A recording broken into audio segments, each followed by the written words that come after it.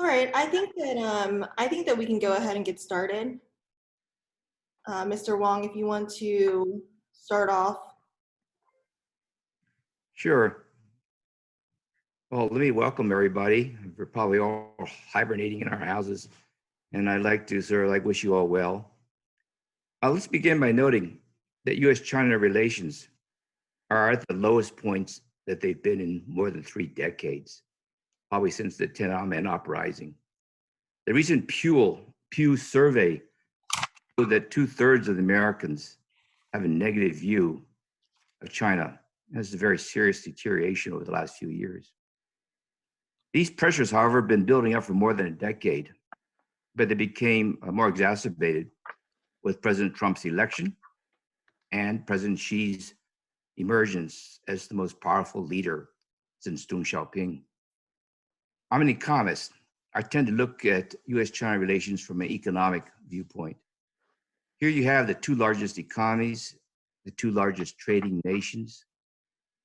There's a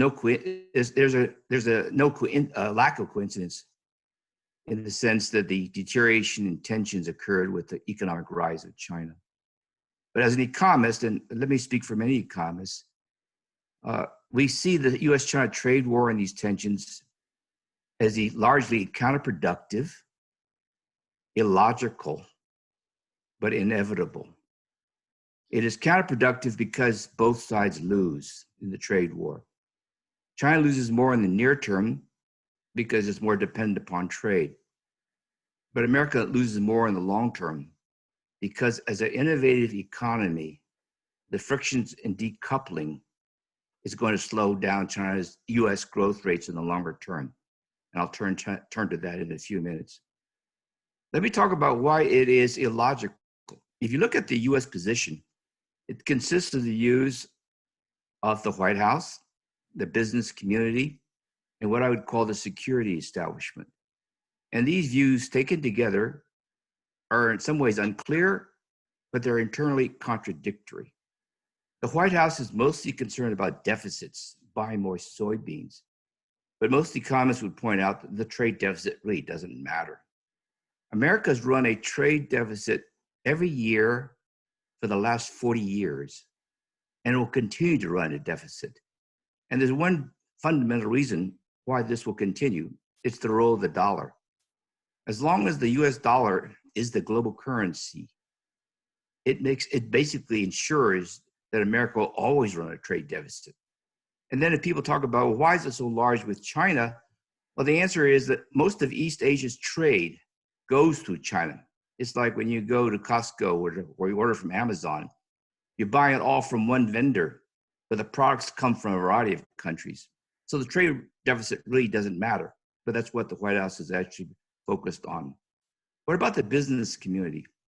Well, the business community is largely complaining about what I would call unfair foreign investment practices. And China actually does have a lot of problems in this area. It is what I would call a legitimate concern. And what's the solution to this? Well, I think there's a lot that China could do to liberalize and reform its trade regime. But if it does do this, and US companies find that they can operate in China more easily, this will actually lead to more investment, more integration of the 2 economies. It will actually lead to an increase in America's trade deficit with China, which runs contradictory to the White House's objective. Then you have the security establishment. The security establishment largely sees these tensions as a great power battle for supremacy. And they favor cutting off exports, particularly of high-tech components to China. And at the extreme, they favor decoupling. But if you actually go this route of decoupling, it's actually going to hurt a lot the business community, because the business community actually would like to have greater access to China. But suppose you cut off the exports of high-tech equipment components to China. The Defense Department actually has come out and noted that this would actually make America less secure, because America's economic strength lies with its innovative companies. And if you look at these high-tech companies, they sell anywhere from 20, 30, 40, sometimes as much as 60% of their products to China. If they no longer can sell to China, their profits go away. And this accounts for the heart of America's innovative system. So from a security establishment viewpoint, you have a predicament here. If you don't export or continue to export these components to China, American companies no longer have the money to reinvest. In the longer run, America's competitive advantage in innovative activities is actually going to be basically be on a decline.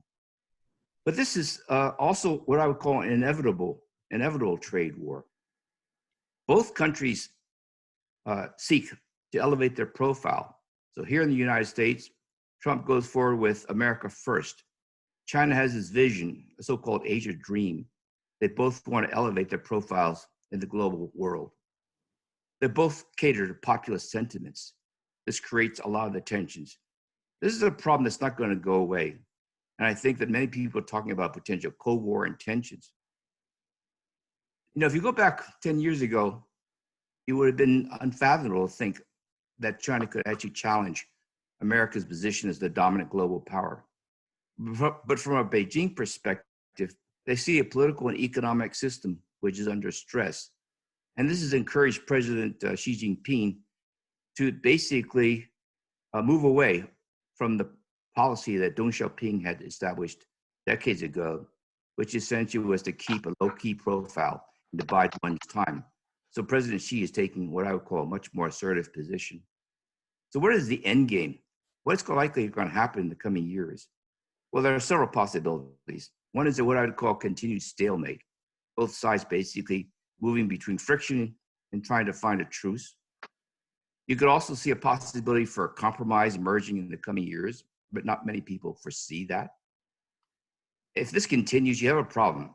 And then if it's a problem that affects the world, like the pandemic, neither side is able to take the leadership role, you're going to find, I think, also Europe or Asia starting to becoming drawn into this controversy. So I think in sum, we have a lot of problems to deal with, and this is going to continue for many years. Let me stop here. Thank you.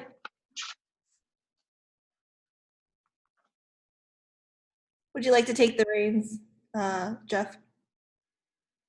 Okay, well, welcome everyone. Hope you're having a decent experience as much as possible under the shutdown due to the virus and everything. And of course, the virus affects the relations between China and the U.S., which, as my colleague just pointed out, is one of the most pivotal country-to-country relationships in the world today, and has a lot to do with all kinds of discussions related to superpower relations, whether China is one now, is it going to challenge the U.S.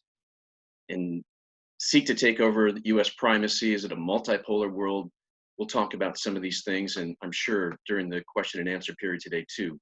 But let me outline how busy China has actually been on the security side of things in terms of their military power expansion activities, in particular in the South China Sea and the Indian Ocean.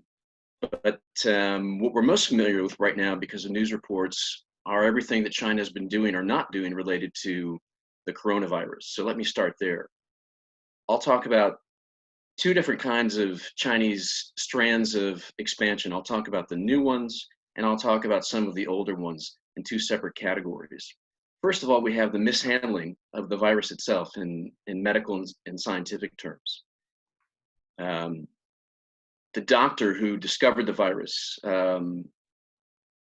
Li Wenling, was basically repressed by the Chinese authorities, and then, of course, got the virus himself and passed away early on in the fight for the pandemic in China.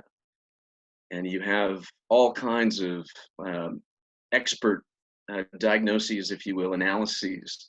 One by Southampton University pinpoints the exact costliness of Chinese delay and dithering over dealing with the virus. For example, had it done it 3 weeks earlier, it would have saved 95% of the deaths in China. 2 weeks earlier, 86%.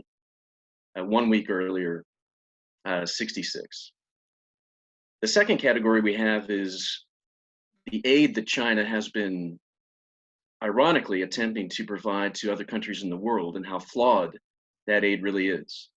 We've seen China send PPE equipment primarily to Europe, but also to Canada, to the US, to Australia, other countries. And just when China, ironically, is attempting to turn around the public relations of its mishandling of the virus and score geopolitical points, it has failed to do so primarily by sending flawed equipment to these countries. And of course, there are costs related to this as well. In Canada, for example, 1 million masks were not workable. Hundreds of thousands of respirators were not. Same thing in Italy, Spain, Australia, and this goes on. Third category is the disinformation campaign that China is very actively waging during this virus period. So this is more akin to what Russia has been doing to the US and its allies in recent years. And some of this is quite surprising and new for China. I mean, specifically, using social media platforms to spread disinformation about the virus. A lot of Americans got text messages a few weeks ago alleging that Donald Trump was about to impose martial law on the US and send troops into the streets, among other things. The third category is really quite extraordinary, and that is the naval pressure that China is putting on countries that rim the East and South China Seas, most of whom are American allies, like Japan, Taiwan, Malaysia, Indonesia, the Philippines, etc. Now, there have been an uptick in quite aggressive Chinese military exercises, both naval and aerial, right near Taiwan in recent weeks. We've also seen, we've had 3 major incidents of ramming of ships in the South China Sea in the last month. We had a Vietnamese ship sunk, we had a Malaysian ship sunk, and a Chinese ship actually rammed a Japanese destroyer. So even more critical in terms of the aggressive push out that China calls its maritime Silk Road, a kind of innocuous label, but the activity is quite aggressive. In fact, we're seeing a showdown as we speak in the territorial waters of Malaysia, where a Chinese ship is inside the territorial waters. It has been harassing some Malaysian ships that are doing oil drilling, and the US and Australia have just sent an expeditionary strike force very close to these ships in an effort to deal with that situation, the USS Barry, among others. And finally, there's the political pressure that the Chinese authorities have ramped up during this virus period. In Hong Kong, the top 15 pro-democracy leaders have all just been jailed in recent days. And we've also seen in the last month, just a couple of weeks ago, top journalists from the Wall Street Journal, the New York Times, and the Washington Post, some of their best correspondents who've had decades of experience in China, were all banned from the country, including from Hong Kong as well. I'll finish with the older bits of Chinese expansion, which have relevance still today. One of those is the giant infrastructure building that China has been doing, used to be called One Belt, One Road, or OBOR, because that was viewed by the Chinese as an ineffective label. In more recent years, they've called it the Belt and Road Initiative. And this involves, it looked like early on for global South and developing countries, a lot of important aid from China, but a lot of it has involved debt traps, where Sri Lanka, Bangladesh, Pakistan, a whole bunch of countries, also in Africa and Latin America, are now in trouble because of the Chinese loans that are now coming due, and they've been handing over assets like ports and things like this. There's also been, as we all know, the buildup in the South China Sea of the uninhabited, formerly uninhabited islands, the shoals, the reefs, the atolls, and what have you. China just declared 2 new municipal districts in the South China Sea, and of course has military installations and the big buildup over the last 5 years on a number of these outlooks. And then finally, the intellectual property theft that occurred all throughout the Obama administration. Chinese intelligence officers, as well as some other groups, have stolen basically both commercial and military secrets from the US and its allies of a gargantuan order of magnitude. It's something that is still controversial because it was not deterred by the Obama administration. It continues today, and we see extraordinary things such as military to military visits, when US generals will show up and they will see exact replicas of American ships, American planes, American tanks, etc., because of that stolen intellectual property. I'll say for the Q&A some bigger things about whether China is a superpower, whether it will become one, whether it will challenge the US, the role that Trump is playing in this, how he's exacerbating these tensions, and a few other things. So why don't we get moving with the discussion today? Okay. So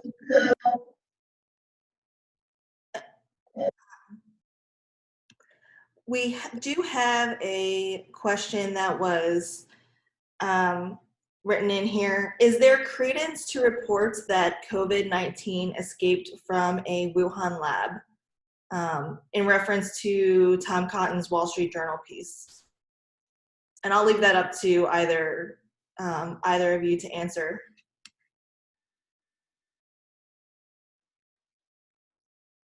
Yukon?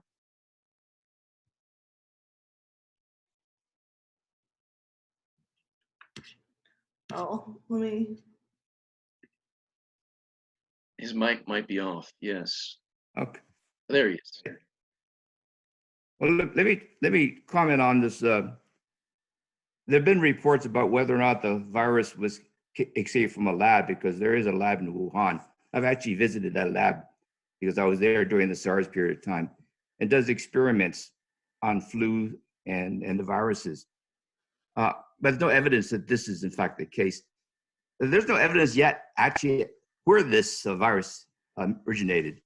People originally thought it came from that wet market in Wuhan, but it probably didn't actually, because now they realize that there were cases of this problem even in probably December, November, way before the wet market case. There are 3 strains of this virus actually, A, B, and C.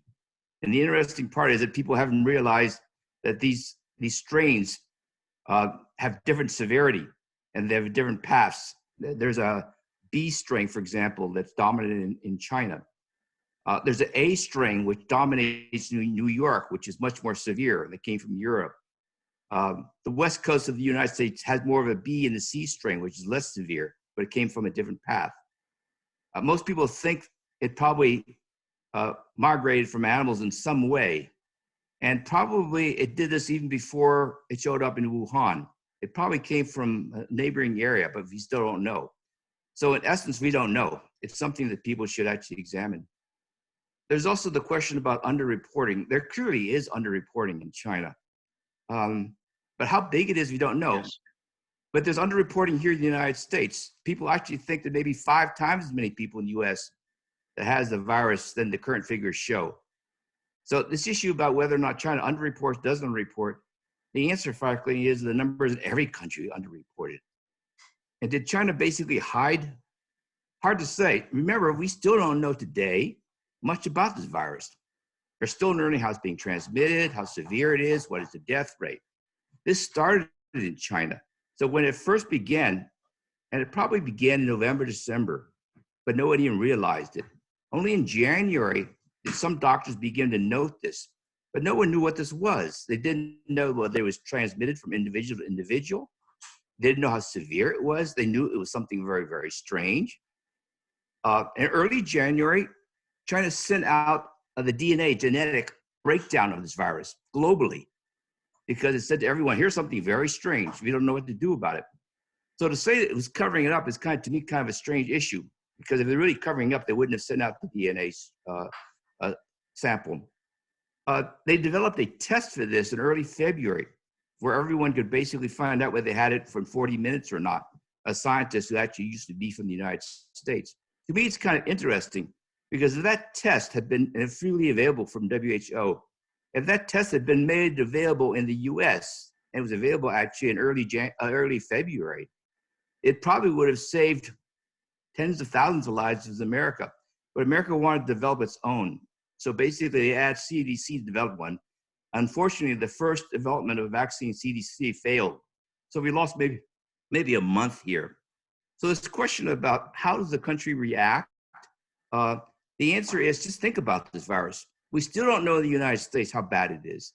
And people in every state react differently. So go back 3 months and you basically have a system in one province. Even Beijing did not fully realize this. So there was a real mess, very lack of information. But I doubt that really should be characterized as a different cover-up. There's a lot of ignorance going on in this issue. Let me stop here. I think that's true, Yukon, and certainly there have been just as many mistakes of a certain category by the U.S., by the Trump administration, and what have you. There's no question about that, and the response has been problematic, as you say, almost everywhere to various degrees. But there is something interesting, everyone. The Chinese Foreign Ministry and intelligence agencies have begun a new campaign that has a very interesting name. It's called the Wolf War Brigade. And basically Chinese diplomats, ambassadors, principally those in international organizations, of the UN system, 5 of the head positions have Chinese officials in them.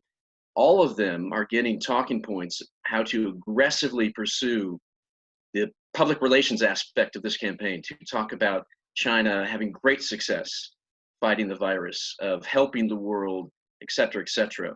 And of course, we can't forget this accusation that came originally from the spokesperson for the Chinese Foreign Ministry that accused the U.S. Army of actually bringing the virus to China. And this official had to make it an apology. But that has not helped at all, because the Trump administration has taken the bait, as Yukon was alluding to, and is exacerbating the dissolving of relations between these two important powers, and making things worse by targeting China. And it's happening with our Secretary of State, not just our president, and a few others. And that's also worth noting. This issue of bad message, various spokesmen in China, you're absolutely correct. The foreign policy person putting out a warning that maybe America caused this, or the American military caused this, that was ridiculous. You find is what I call as many different kinds of what I call off-balance voices in China as you do in the United States. If you look at what people say in the US about the virus and how you deal with it, or even the briefings that come out of the White House, you go back a month or two ago, briefings which basically say that this is going to go away. We only have one case. It's basically not very, very helpful. So what we have, I think, is a lot of what I call irresponsible messages coming out from both sides. And I think the problem we have is we don't have a unified way of sorting this out. WHO is potentially the source for doing this. But basically by saying from American side, we shouldn't be using WHO, we have a bit of a problem. After all, WHO, its scientific medical capacity actually is based upon 15 CDC doctors who work at WHO. And they're among the people who actually went to China and looked at this issue. So basically say that WHO doesn't say the right thing, it's a great irony, because that what they say actually reflects in part what US CDC doctors basically are telling them what they should be saying. So I find this whole thing kind of ironic. Okay, I'm going to, I don't know if you can see the questions that are popping up in the chat over here, but I'm going to go ahead and read the second one here. Jared Levinson asked, if we are seeing escalating tensions between the US and China exchanging blame on the virus, how can we have confidence in the belief for global governance when a vaccine is reached, that our world can share this vaccine and the country to develop the vaccine will try and hold a power grip over it?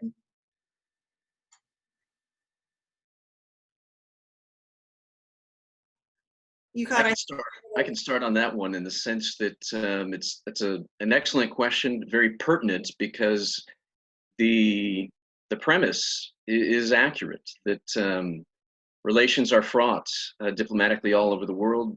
The U.S. has abdicated its traditional leadership role with this administration. It's alienated lots of allies, not to mention rivals such as China, and we've got to have a lot of difficulty. There's another level of this, is that international institutions, starting with the WHO, but including the UN, including regional ones like the EU, and certainly the G20 and the G7, have been across the board largely ineffective so far in coordinating responses. The EU is probably out at the lead, and it's been late by months, especially in terms of how bad the virus has been, particularly in Spain and Italy, and lots of strains in that alliance. But just in the last couple of days, a giant package has come from the EU that will go out to all its member states. But when and if there is a vaccine, that there should be, that's what we understand from the medical professionals.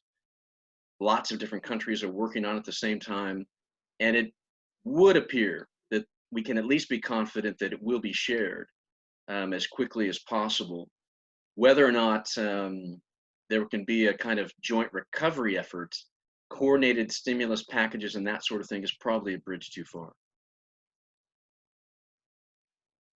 Well, as the question indicates, we have a free-for-all, which is a real problem.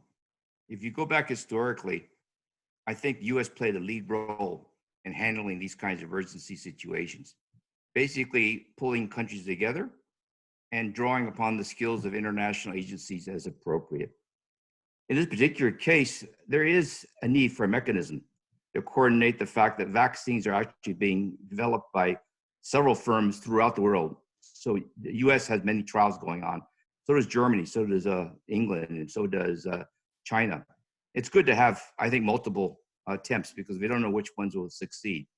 At some point, some kind of a subsidy has to come out, because there's some of these small companies, they actually don't have the financial capacity to do this. So we have a problem. The problem was a world where America basically coordinated these kinds of international catastrophes and crisis. America doesn't really want to do that.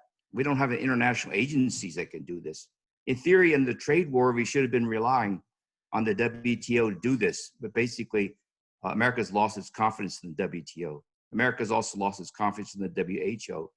But in the past, if America had a problem with an international agency, basically what it would do is to work with other powers to sort of like say to the agency, you need to actually be strengthened, restructured in a certain way to fulfill these duties. In the current circumstances, we have a problem because America wants to withdraw its support. China doesn't have the experience, the depth of institutions to basically provide this kind of leadership. So now we have a particular vacuum. In my personal view, if this continues, you're going to have to see Europe playing a greater role, or in this particular case, also a more coordinated effort from other Asian powers. But that's going to take a long time. What's fascinating, Yukon, I'll just say very briefly about the EU response. The EU has actually been cowed by Chinese pressure. It's an extraordinary outcome from my standpoint. I used to work in the European Union a number of years ago, and to see the EU back off from standing up strong to the Chinese disinformation campaigns that are active across Europe, and in the European External Action Service, the counterpart to the U.S. Foreign Service, they've actually pulled a report on this that they were afraid would raise the ire of China, and they've denied that it actually exists. So this to me is pretty startling. It shows that China is actually having some success with its disinformation campaigns and the political pressure and geopolitical pressure that it's applying on others right in the middle of this virus period.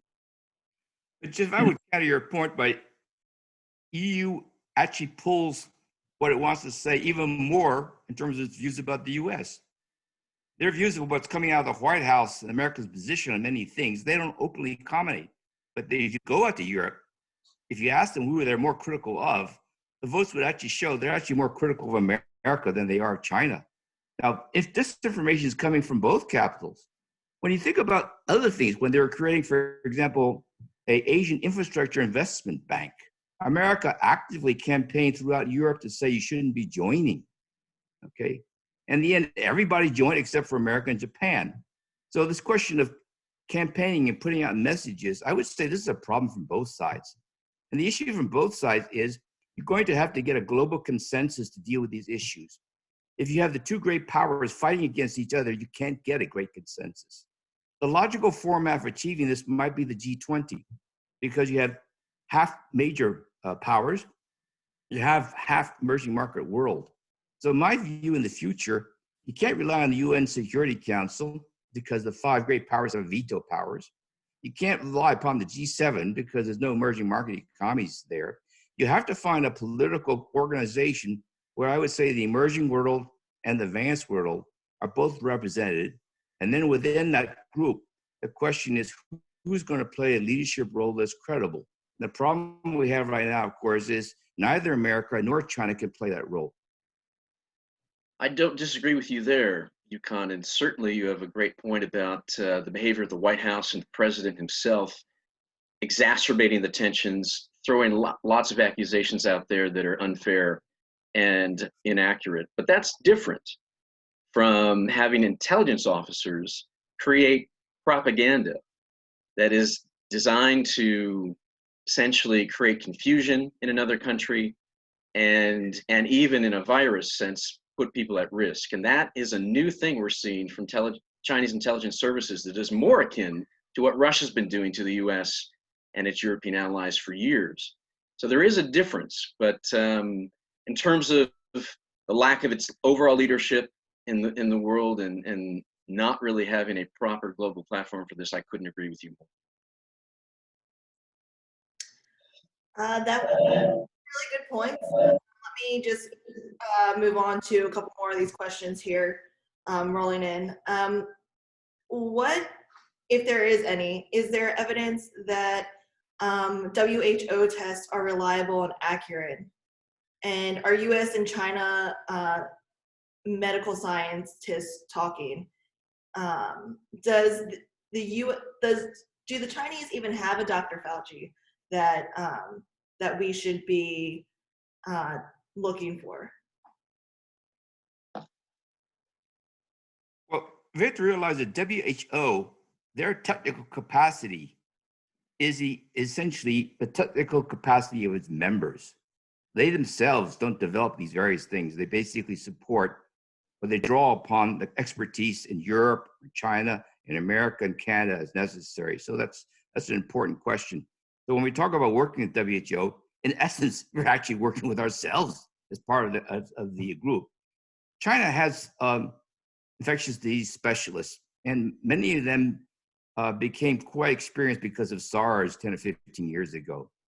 And the interesting question in China's case is this virus, when it came up in Wuhan, and it's very clear that the local authorities in Wuhan suppressed the information. They didn't quite know what was going on. They were caught in political campaigns and celebrations, so they were irresponsible. So an investigative team came from Beijing down to Hubei, Wuhan province, and they basically passed the message back up to Beijing. There's a problem down here. This is a serious issue. So they have what I would call their own Dr. Fauci. He's very, very experienced kind of a person. You have to realize that after the Beijing digested this, it took them about a week to digest this. But after they digested this, they basically said we're locking down the whole province. And that occurred in early February. So this is an issue. Ultimately, the political leaders, the people dealing with the medical and disease infections in Hubei, Wuhan, they were all fired. So clearly there was a problem.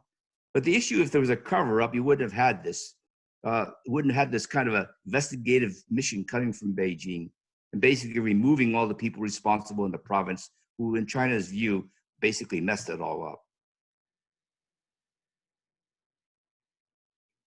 Very informative.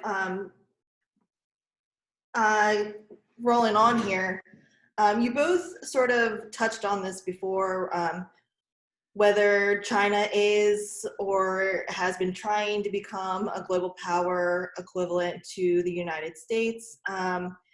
Do you believe that COVID-19 has sparked or accelerated a Cold War with China? And can the United States remain hopeful China will act as a global citizen? I think, Jeff, if you want to kick that one off. Sure, that's a great question, and one that we'll continue to ask ourselves in the coming years. And the answer is that China is already a regional power, for sure. It's the predominant power in Asia. We know that. And we know that it wants to become a superpower. And the interesting thing about this, before I answer the question of whether it is and whether we're in a Cold War with China at present, is one massive mistake that the US made back in the administration that I served. The Obama administration essentially made what I think historians will record as a grand strategic error. And they did it inadvertently, but they did it nonetheless. I actually would argue that the aggression that we see from Xi Jinping, the current Chinese leader, actually it stems a lot from how the US handled his predecessors. And what I mean by that is that China for a long, long time, going all the way back to the 80s, and Deng Xiaoping, the extraordinary Chinese leader who had great longevity in office and really is responsible for the economic powerhouse that China has become more than any other Chinese leader. He basically was the architect of a grand strategy that said, well, China does plan to become a superpower, but it won't actually challenge the US at that time, the USSR. It wouldn't actually challenge the current superpowers because China had made essentially a conclusion that both of these powers, the US in particular, were overstretched and basically were living beyond their means and would decline of their own accord without requiring China to actually challenge either of them, principally the US. Well, this all changed during the Obama administration, before Xi Jinping got into power, but the US made a very grave strategic error right when it was trying to, you all may remember, the pivot to Asia. That was probably the first foreign policy move out of the Obama administration. And that alienated Europeans who said, wait a minute, why are you pivoting away from us? And in essence, the Chinese very soon concluded that the US was attempting to contain it, just like it had attempted to contain the Soviet Union during the Cold War. Now, the US and some of my own friends in the State Department who worked on this more directly, I know for a fact, in personal terms and experience, that the US intention was to engage China. And so Kurt Campbell, who was in policy planning in the State Department, the architect of these policies, really did believe that, that the US was trying to be friendly and cooperative with China. And there was unprecedented engagement, hundreds, actually thousands of meetings across every agency. It went on for years. But the failure that I'm alluding to is precisely this. There were 5 military moves that the US made that China was threatened by. And in doing so, the US mistakenly gave China the reason to believe that it had malign intentions instead of benign ones.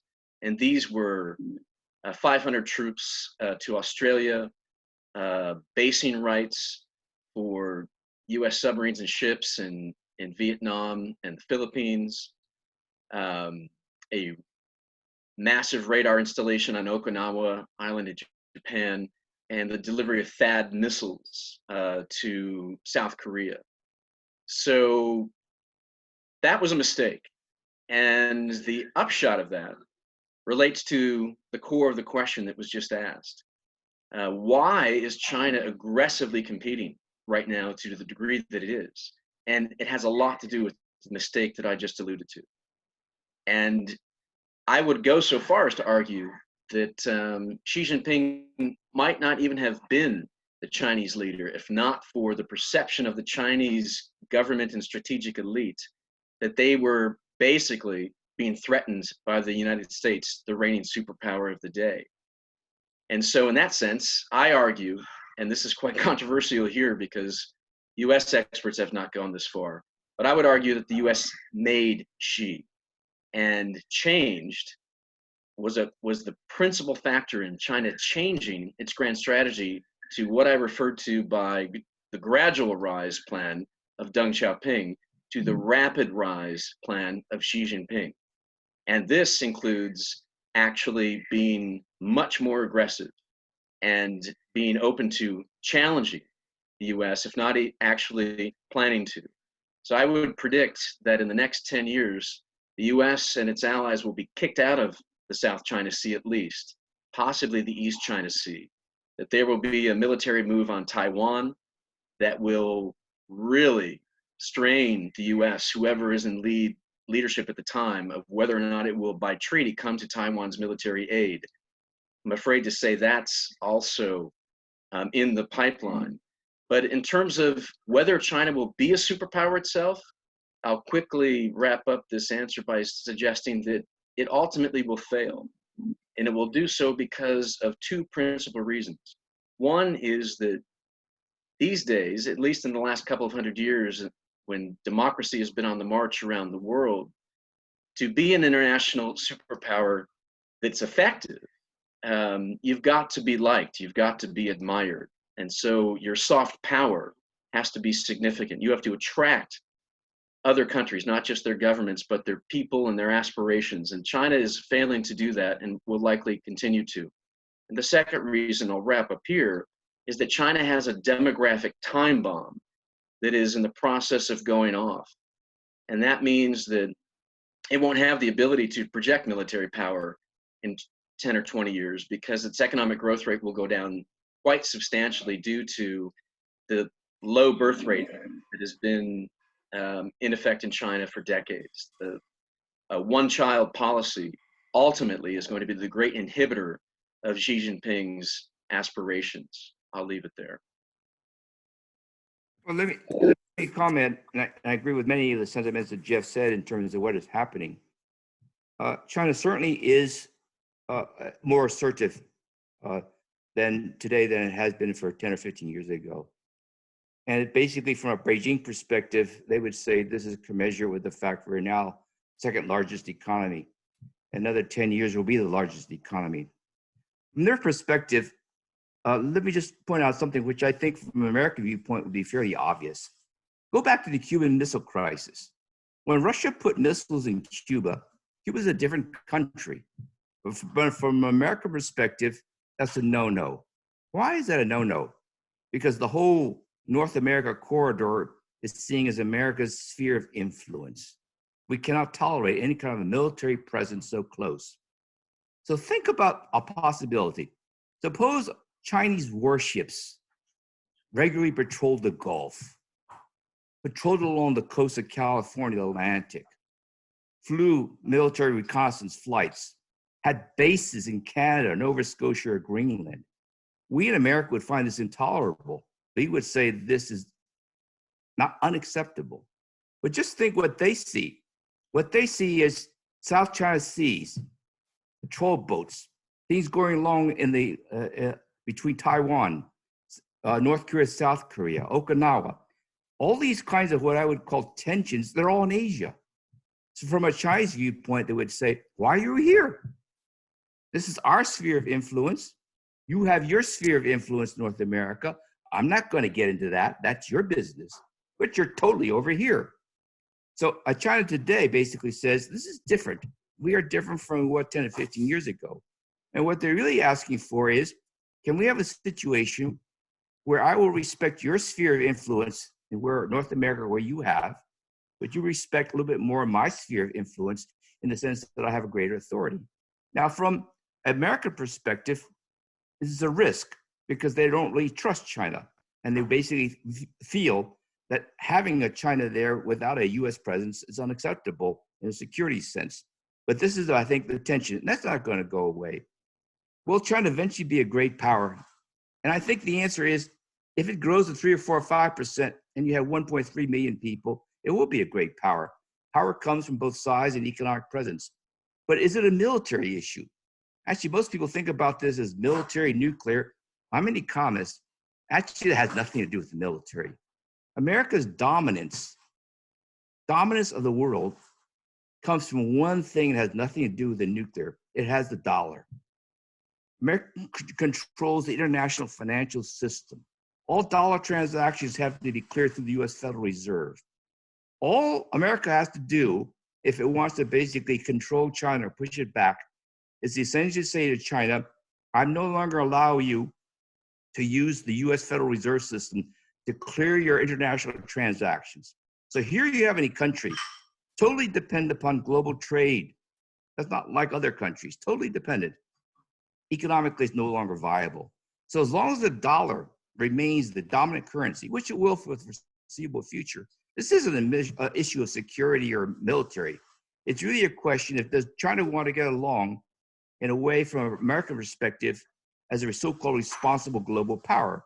And I think this is a serious issue to be debated.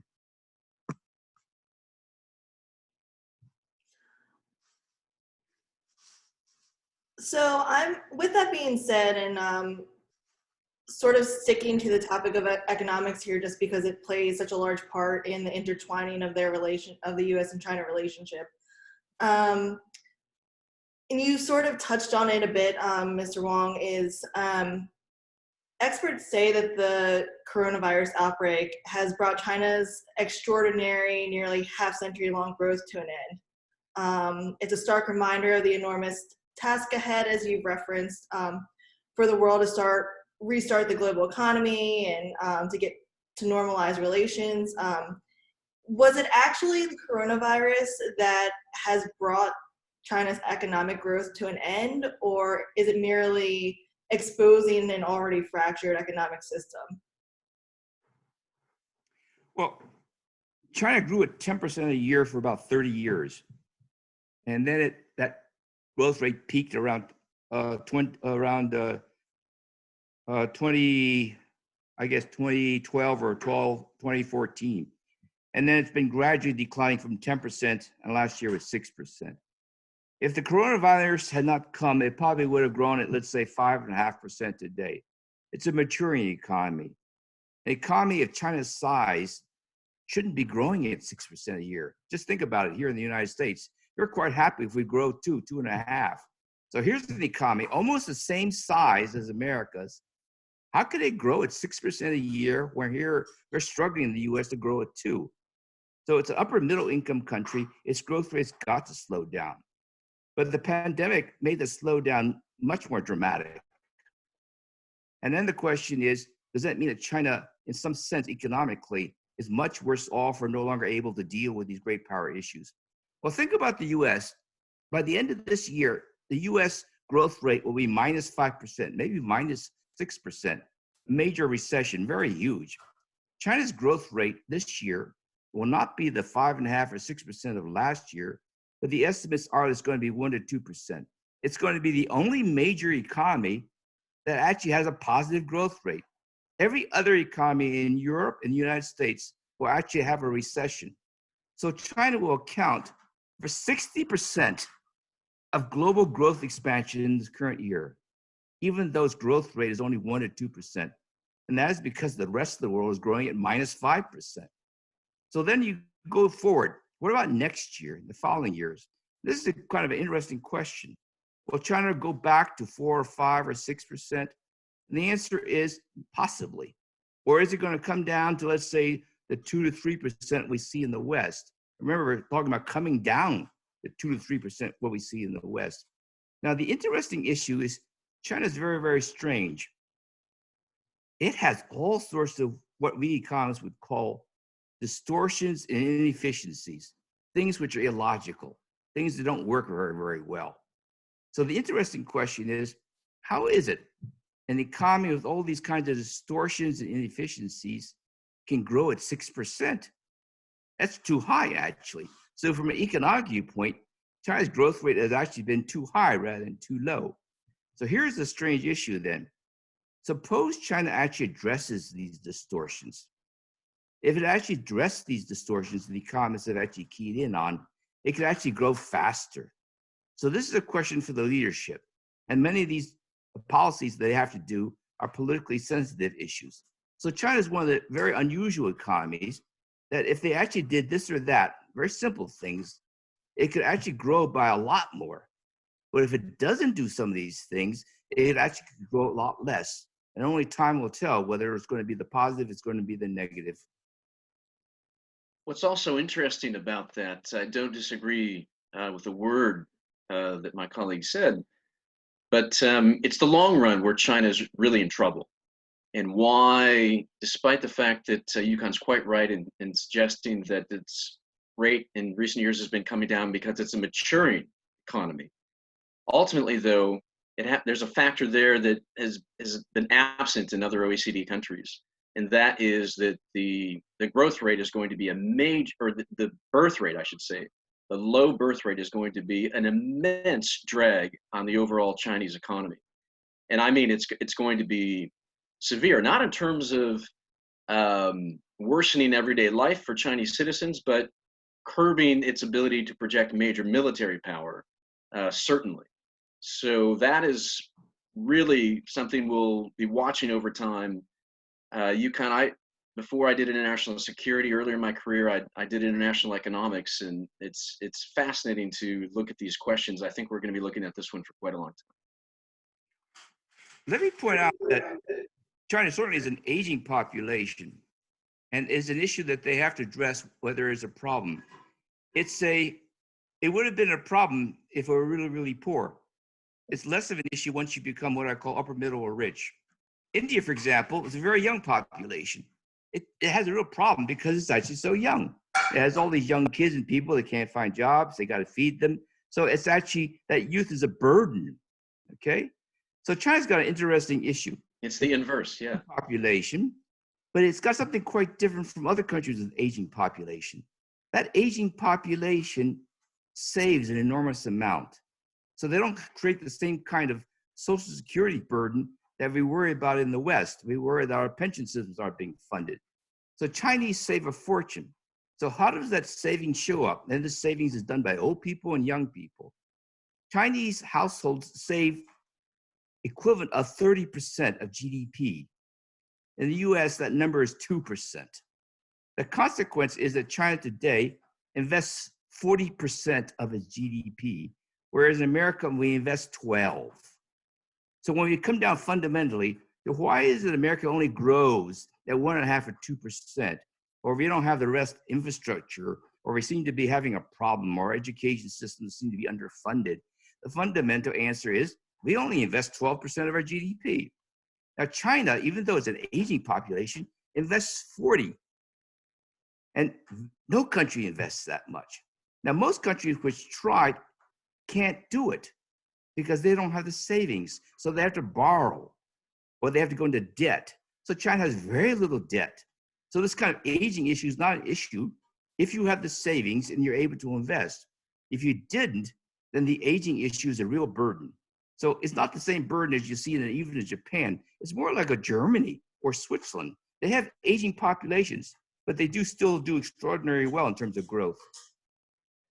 I think we agree more than we disagree on this point. I quite agree that in the short to medium term, it's exactly as you lay out. I believe that not only economically will China continue to be robust, but militarily it will as well. If overall we're looking at in terms of the superpower measuring, it will continue to rise and essentially become something in between a middle power and a superpower.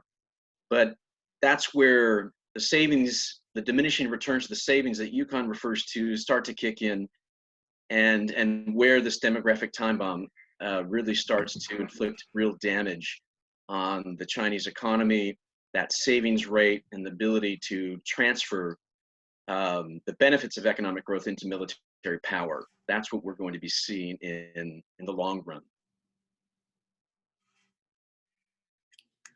All right. One comment I would make as a representative security establishment is I think from an American perspective, I lived in the US for my whole life. So I've been in Washington for 70 years.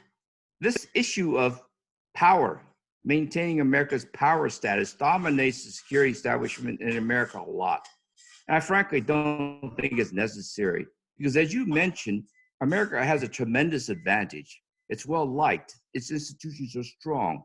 The dollar is the global currency. I actually don't think this issue of whether or not China's rising is a security threat to America. I don't think it is. I don't think it will be for the foreseeable 10, 15, 20 years. To me, that's not the issue.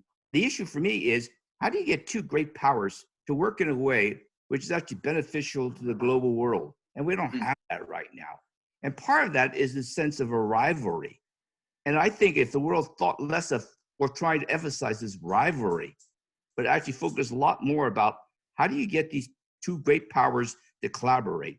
A dominant power like America, which in my view will be dominant, as you say also, for foreseeable future, but a rising power which basically says, my voice should be increasingly heard, different. And how do we get these two groups, these two countries, to work in a way where I would say the world is better off? Right now, I think the world is worse off, and I think that is a real problem. Well, touche, quite right. So there we agree in full. And there I also don't have an answer. That is extremely challenging. That is, if you will, the primary challenge before us. And I don't see immediate answers or solutions. But I think you would agree with me that we hope that future leaders will make different decisions and take advantage of opportunities to cooperate as opposed to compete. Okay, well, I think that's a really good part to wrap up on. Do you have any last notes that you would like to make?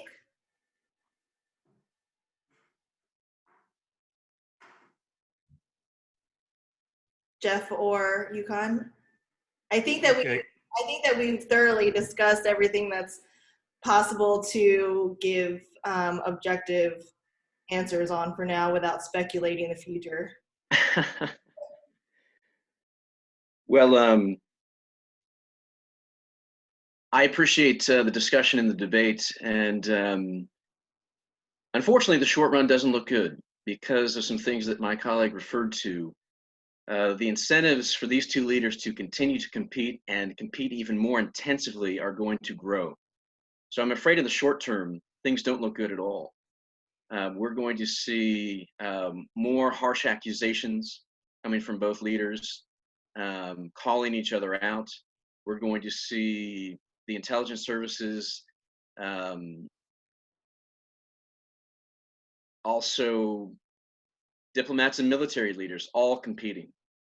And in the short term, the danger is going to be a clash, an inadvertent clash, or some sort of misperception on one side or the other. And then the problem could be the dangers of escalation. So that's what we need to avoid. Those are probably that's the principal security challenge before us, is for China and the U.S. to work out confidence building measures economically, diplomatically, and most important, militarily.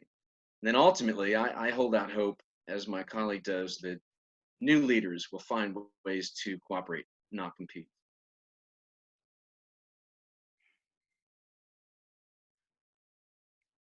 Okay, well, thank you. I want to thank everybody for taking the time to log into our webinar today.